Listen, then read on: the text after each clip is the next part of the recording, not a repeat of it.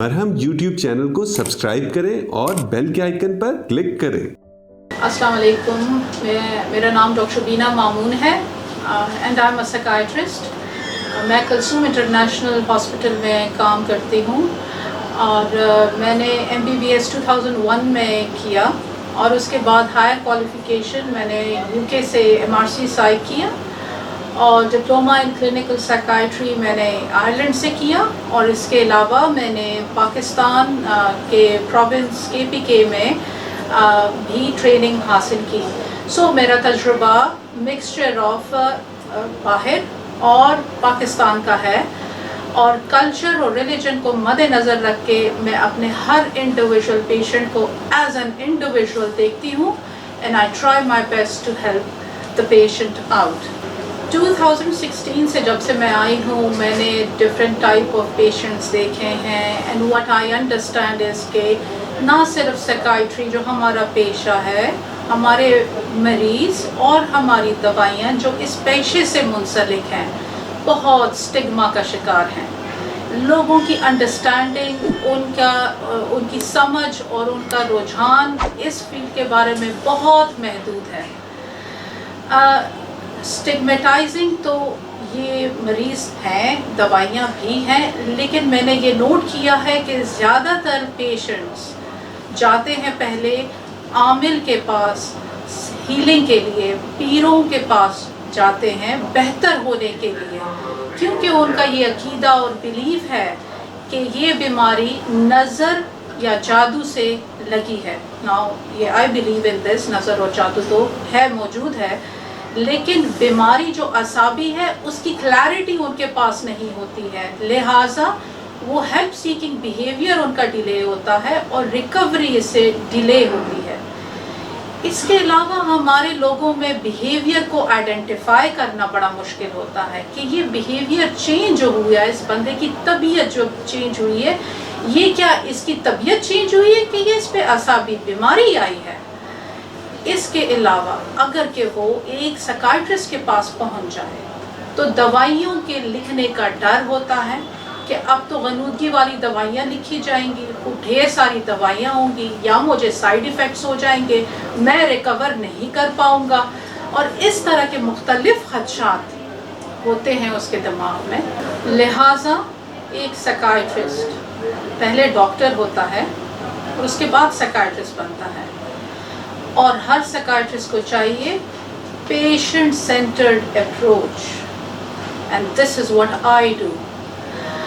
Patient centred approach کا مطلب ہے کہ اگر وہ گاؤں سے آیا ہے، دور دراز سے علاقے سے آیا ہے، سلیس اردو میں اس کو ایجوکیشن دی جائے، اس کو بتایا جائے کہ جب ایک ڈاکٹر کا پین اٹھتا ہے وہ لکھ کیا رہا ہے، اس کا مقصد کیا ہے، وہ ریکوری ڈیٹیلز بتائی جائیں۔ اور سائیکائٹرسٹ کا کام یہ بھی ہے کہ انوائرمنٹ میں جو سٹریس ہے وہ کدھر سے ہے، کیسے اس کو وہ ریلیو کر سکتا ہے۔ کیا ہم سائیکائٹرسٹ صرف اس لیے بیٹھے ہیں کہ ہم نے پین اٹھانا ہے؟ نہیں، دس از کمپلیٹلی رانگ۔ یہاں پہ بہت سے لوگ کیریئر کاؤنسلنگ کے لیے آتے ہیں، ایگزامز کو کیسے ڈیل کرنا ہے، ہسبینڈ وائف میں معاملات سٹریسڈ آؤٹ ہو جاتے ہیں، اس کو کیسے ڈیل کرنا ہے، مس ٹرسٹ کے ایشوز کو کیسے ڈیل کرنا ہے۔ اس کے ساتھ ساتھ جب شادی شدہ زندگی ہوتی ہے سسرال میں، how to cope later in life, old age کے ساتھ کیسے کوپ کرنا ہے۔ تو یہ کلیئرٹی کے بعد گائیڈنس دینی، کچھ ٹیکنیکس کی باتیں کرنی، کاؤنسلنگ کرنی، یہ بھی سائیکائٹرسٹ اور میرا کام ہے۔ اگر کہ بیماری کی اسیسمنٹ ہم کریں یا کوئی بیہیویورل چینج ہو، وہ افیکٹ کرنے لگے اس کی لائف کو، that is when we pick up our pen, that is when I write medications۔ Medication کو میں لکھوں تو مریض کو ضرور میں نے بتانا ہے what does the patient، کس طرح کی دوائیاں اس کو نہیں چاہیے اور کس طرح کی دوائی کو وہ پریفر کرے گا۔ اگر پیشنٹ ریلکٹنٹ ہے تو doctor should be equally reluctant. 3 phases ہوتے ہیں ٹریٹمنٹ کے آفٹر اسیسمنٹ۔ پہلے انیشیشن فیز ہوتا ہے، دوائی باڈی میں ڈھلتی ہے، باڈی ایڈجسٹ ہو جاتی ہے، 2 سے 3 ہفتے میں اگر نان ایڈکٹیو میڈیکیشن ہو تو اپنا کام شروع کرنے لگتی ہے۔ पॉजिटिव इफेक्ट्स देती है। रिकवरी के लेवल तक अभी भी आप नहीं पहुंचे। Second stage is maintenance phase. Maintenance phase में प्रिवेंशन होती है। आप कंप्लीटली रिकवर हो जाते हैं, गोली नहीं बंद करनी है, मेंटेनेंस फेज में उसका बचाव होता है। That continues for a couple of months और उसके बाद टर्मिनेशन फेज आता है। This is 1/3 rule. Anxiety, depression और पैनिक अटैक्स के लिए ये रूल बिल्कुल फिट है, पर वो स्किज़ोफ्रेनिया और बाइपोलर जो बहुत सिवियर लेवल का हो, बार बार आए एंड अगेन उसके अटैक्स होते हैं और अफेक्ट करती है लाइफ को, ये बेचारे वो 1/3 हैं who may have to continue with the medication। अब इसमें डॉक्टर को देखना है कि ऐसी दवाई दिखे जो उसको जिस्मानी तौर पे मोटापा ना दे, गनूदगी में ना रखे और वो अपनी लाइफ को एज गुड एज पॉसिबल चला सके उस दवाई के साथ। जी, हमारी बड़ी अच्छी अंडरस्टैंडिंग है वैसे जिस्मानी मसले जो हमें होते हैं, तो लाइक फॉर एग्जांपल फ्लू हो गया, सर में दर्द हो गया, घरेलू टोटके भी इस्तेमाल करते हैं विच इज़ वेरी गुड। खुद पैनाडोल भी ख़रीद लेते हैं, अंडरस्टैंडिंग है हमारी, अच्छा है, सर का दर्द गायब हो जाता है। लेकिन जब ये सर का दर्द रेगुलर होने लगे, शिद्दत इख्तियार करने लगे, फ्लू से नमोनिया हो गया, बुखार ही नहीं उतर रहा, तो फिर हम जाते हैं ना डॉक्टरों के पास। इसी तरह बिहेवियर जिसमें उकता जाना, बातें, किसी से बात ना करना, दिल ही ना करना, खाने को उठने को भी दिल ना करना, मायूसी छा जाना, दिल खफा रहना, या दूसरी तरफ एंजाइटी को लें, घबराहट आ रही है और जा रही है, बार बार आए जा रही है, जाती ही नहीं है, कि नींद डिस्टर्ब हो गई है।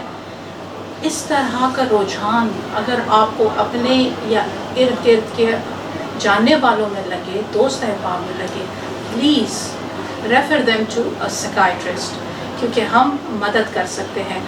थोड़ा आगे जाए, मैं ज़रा साइकियाट्री के फील्ड्स के बारे में बात करूं। बाहर मुल्कों में तो साइकियाट्री सिर्फ जनरल एक साइकियाट्री नहीं है, इसकी डिफरेंट सब स्पेशलिटीज़ हैं, जिसमें चाइल्ड एंड एडोलेसेंट साइकियाट्री, बच्चों का, बड़ों का, जो औरतें प्रेगनेंसी के दौरान होती हैं और प्रेगनेंसी के बाद की साइकियाट्री, पेरीनेटल साइकियाट्री इसको कहते हैं।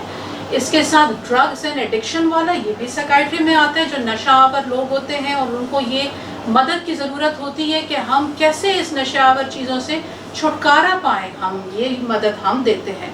इसी तरह अगर आगे बढ़ें तो ओल्ड एज साइकियाट्री, जिसमें ज़हनी कमज़ोरी हो जाना, यादाश्त भूल जाना, चीज़ें भूलना, इस तरह के मामलात, ये भी ओल्ड एज साइकियाट्री में आता है, साइकियाट्री का हिस्सा है। और इसके अलावा medical psychiatry, for example blood pressure है, शुगर है, हार्ट प्रॉब्लम्स हैं, एंड उसके साथ क्रॉनिक इलनेसेस के जो इफ़ेक्ट्स होते हैं साइकोलॉजिकली, ये भी हम डील करते हैं, तो ये भी साइकियाट्री में आता है। तो हमारा तो बहुत वास्ट फील्ड है और बेतहाशा तरीक़ों से हम अपने मरीज़ों की मदद कर सकते हैं।